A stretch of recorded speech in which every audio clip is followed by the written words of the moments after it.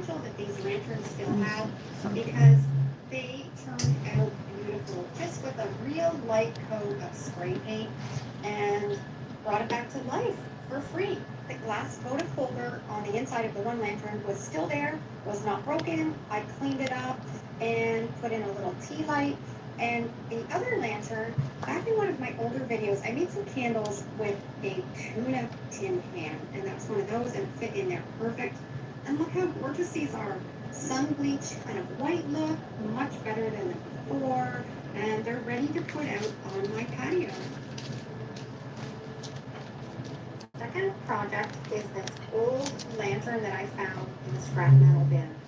It's really rusty, but it has so much character, and I want to preserve that rust. I don't want to paint it. So I'm taking my engine enamel, and I'm going to give it a really good coat and seal in all that gorgeous rust. I love using the engine enamel for this type of a project.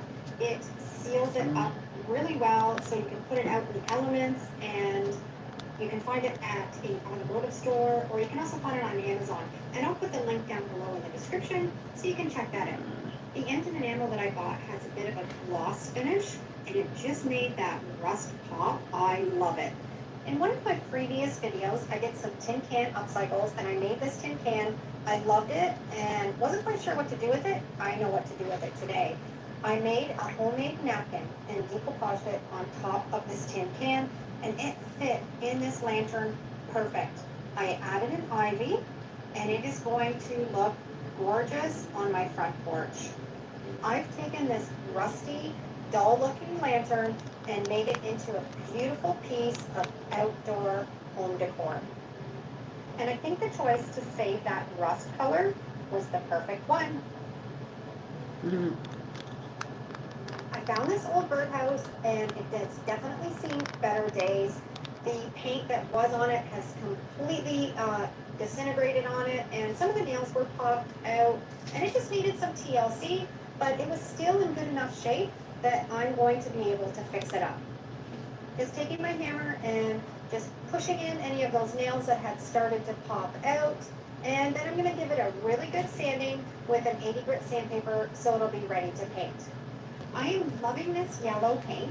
I love picking up these little testers too. It's just the right amount of paint for a couple projects. And I'm also loving this paintbrush from Zebra, the Palm Pro. It works fantastic to get in all those little nooks and crannies on your small projects. I love all of their paintbrushes, and they have different types for different projects. I'll put the link down below in the description, and you can head over to their website and check them out because it is a must for paintbrushes.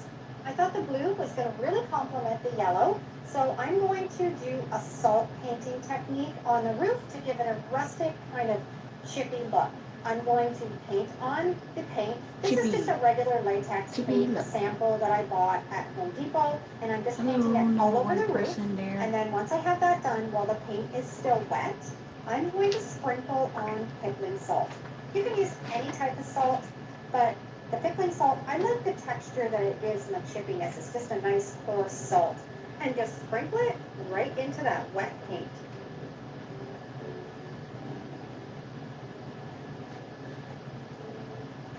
Once everything's all dry, I'm taking it inside because it is messy, and I'm sanding it down with my 80 grit sandpaper.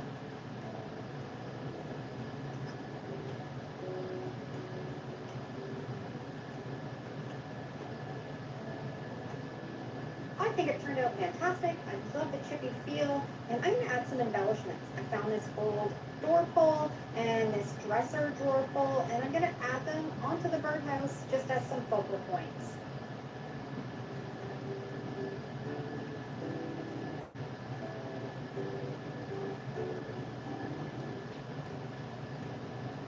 And that looks 100% better than that birdhouse that I found in the dump at the wood pile.